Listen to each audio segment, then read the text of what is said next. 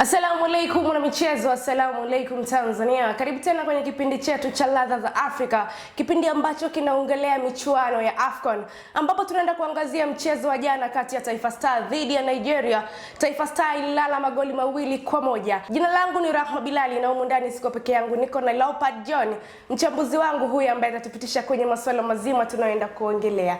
Bwana Leopard, jana Taifa Stars imecheza vizuri sana. Kwa macho yako wewe mchezo uliona? Ukiniuliza kwa macho yangu, I think ni moja kwa moja sisi wachambuzi mara zote tumekuwa tunazungumza mchezo kwa namna moja ama nyingine katika nyanja ya kiufundi. Tunafahamu aina ya kikosi ambacho jana kilianza chini ya mwalimu Miguel Angel Gamondi. Tulikuwa tunaona kuna maingizo mapya ambayo watu wengi walikuwa hawajakusudia, akiwemo katika eneo la midfielder. Mwalimu Gamondi aliweza kumwanzisha Alphonse Mabula, nyota ambaye anakipiga katika nchi ya Azerbaijan huko Warabuni. Jana alikuwa sehemu ya kikosi akiweka pacha yeye na Novatus Dismas Mirosh.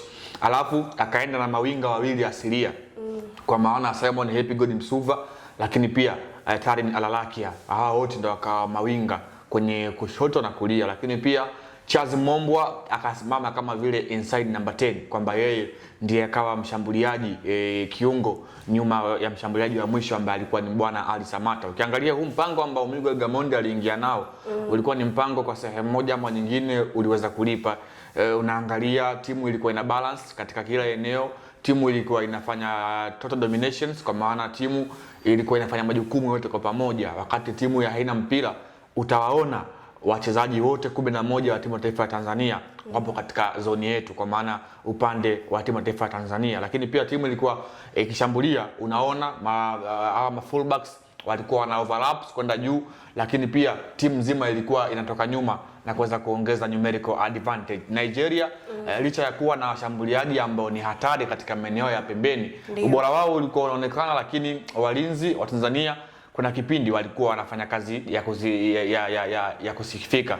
Kwa mfano Mohamed Hussein Zimbo Junior alikuwa na wakati mgumu dhidi ya Samuel Chukwueze. Unaona watu ambao walikuwepo kule, lakini by the way alikuwa anafanya kazi yake vizuri. Lakini pia upande ambao Shomari Kapombe alikuwa anacheza, alikuwepo bwana mdogo Ademola Lukman, ambaye kila mmoja ameona ubora wake siku ya jana, ambaye huyu ndiye ambaye alifunga bao la pili. Kwa hiyo ilikuwa ni mchezo mzuri ambapo tunaweza tukaisifia ile game plan ya mwalimu Miguel Gamondi kuelekea mchezo wa jana. Hakika tumeona ile improvement kwa sehemu moja ama nyingine kwenye timu ya taifa Tanzania. Kwa hiyo kwa 100% Miguel Gamondi anaweza akatufikisha nje ya ahadi.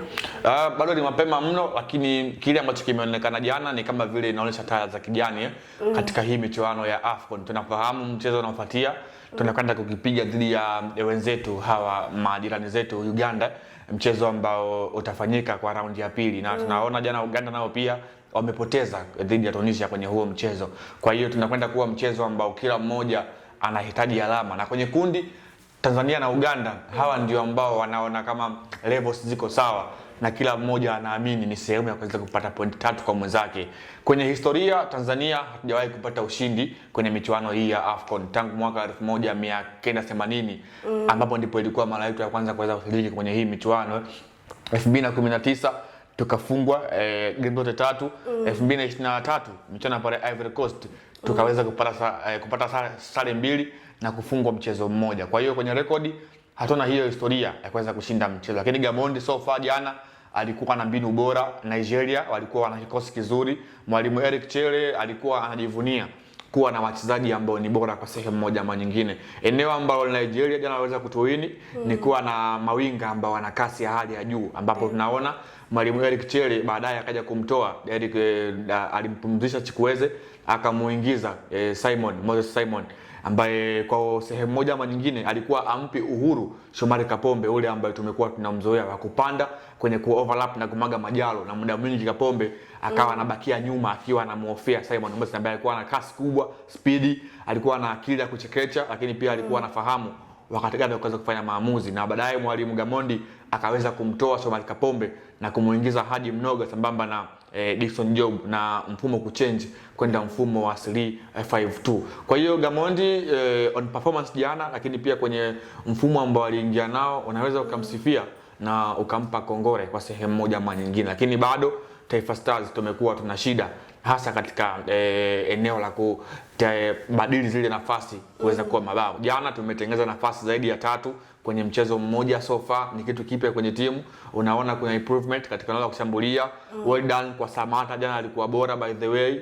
Well done kwa Talina Lalaki, alikuwa bora. Chazi Mombwa katika kiwango bora jana sana. Lakini Simon Msuva jana mechi kama vile ilikuwa imemkataa, lakini hiyo haiondoi bora wake kwa sehemu moja ama nyingine. Kitu muhimu ni kufocus katika mchezo unaofuatia. Kwenye hii michuano ukipata walau alama 4 una access ya kuweza kutinga hatua ya 16 bora moja kwa moja au hata kwa best loser. Unaonaje kiwango cha Zuberi Foba, goalkeeper huyu? Zuberi Masudi Foba, mlinda mlango huyu, zao la Azam FC Academy, ambaye kwa sasa hivi anakipiga ndani ya Azam. Ni mlinda mlango bora ambaye jana ameweza kudhihirisha ubora wake. Ukija kumtazama kwenye experience, amekuwa hana hiyo experience kubwa kuwalinganisha na magolikipa ambao kwa sehemu moja wamekuwa wapo nao katika kikosi cha timu taifa ya Tanzania, lakini jana anakuja kuangalia amefanya save 10 kwenye mchezo mmoja. Sio kitu kidogo kwenye timu kama Nigeria ambayo ina washambuliaji hatari kama Victor Osimhen ambaye mpaka mchezo anaitwa sabu hajaweza kufunga bao lolote. Unaweza ukamsifu mlinda lango. Kuna save moja ambayo alifanya Samuel Chukwueze ambayo alipiga ikadeflect kwenye mguu wa Ibrahim Baka, akaenda akaipangusa kidogo. Ilikuwa ni save ambayo binafsi yangu nilimuona kweli ameweza kuisave timu taifa ya Tanzania. Wasiwasi wangu kwa Foba ni namna ambavyo anafanya timing. Jana tumeona miongoni mwa timing ambayo alichelewa kufanya timing.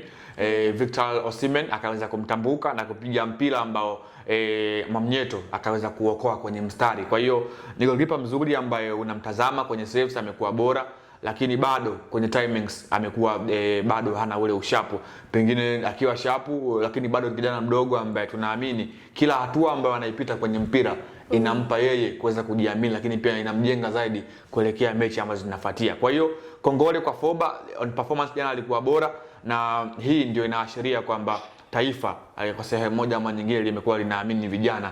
Sio kitu kidogo kwa mlinda mlango mdogo kinda kama Zuberi Foba kuweza kuaminiwa kwenye milingoti mitatu kwenye mechi ngumu dhidi ya Nigeria ambao wana washambuliaji hatari ulimwenguni na Afrika kwa ujumla.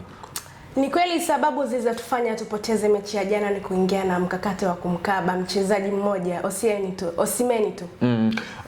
Of course Victor Osimhen ni mshambuliaji bora, kila mmoja anafahamu hilo, na ndiye mchezaji ambaye katika eneo la kushambulia aliyekuwa anatazama sana sambamba na Ademola Lookman pamoja na Samuel Chukwueze. Hawa ndio walikuwa washambuliaji ambao wanaweka rehani lango la timu taifa ya Tanzania, lakini wanakuja kuangalia kwenye kumpa ile guard ama kumwangalia Ibrahim Abdullah Baka kwa sehemu moja. Wanaweza kusema kwamba alikuwa amemudu Victor Osimhen, alikuwa hampi ule uhuru ama kumpa ile nafasi ya kupumua, kwa maana alikuwa anafahamu ubora wake ambavyo ulivyo katika eneo la kufunga.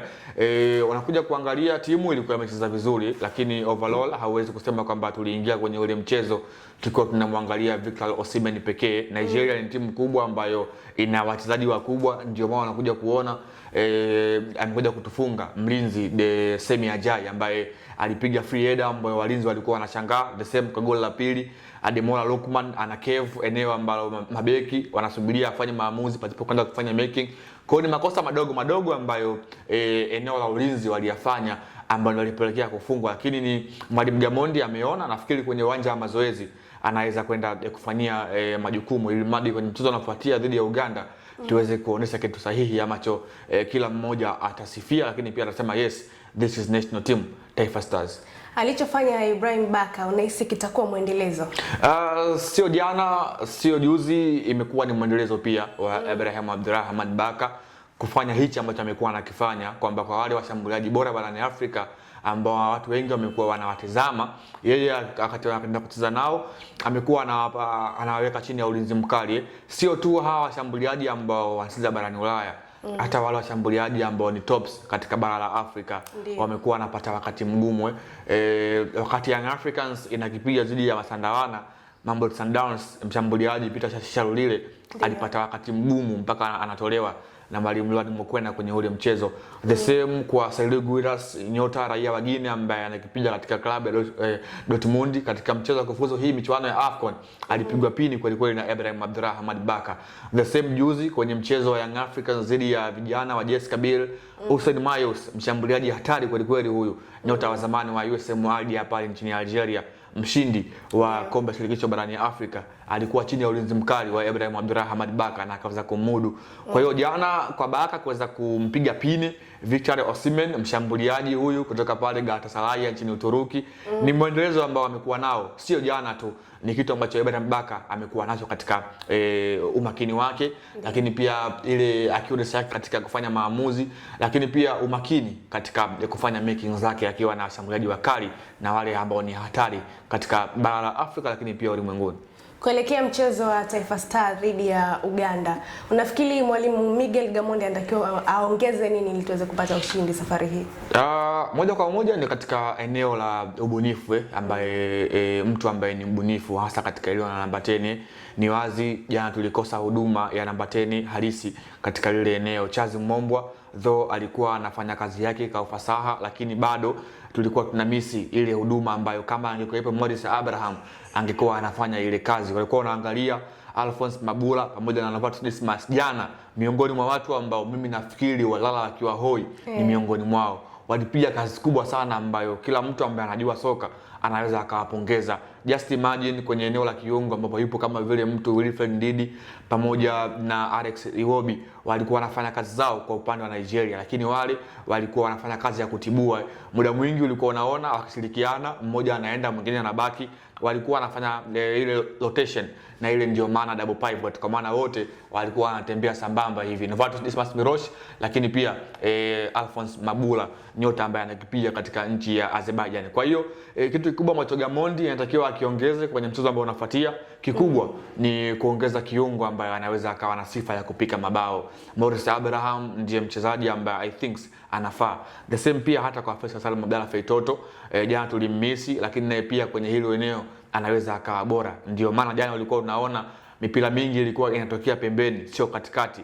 Viungo kwa kipata mpira walikuwa wanagawa mipira kwenda pembeni kwa washambuliaji, kwa maana ya Tarin Alalakia pamoja na Simon Happy God Msuva. Baadaye alipoingia Kevin John na mwalimu kucheza kubadilisha mfumo na kuweza kuweka mfumo wa 3-5-2, unaona timu ikawa ina balance katika eneo la midfield, kwamba ikawa ina namba nyingi ya viungo katikati kutokana na ubora ambao walikuwa nao viungo wa Nigeria. Namzungumzia Alex Iwobi pamoja na Wilfred Ndidi. Kwa hiyo namba 10 ambaye atakuwepo kwenye mchezo unafuatia, mimi nafikiri atakuja kuwa man of the match kwenye huo mchezo, kwa maana timu kila eneo limeonekana likibalance, kila eneo timu imekuwa ikifanya vizuri.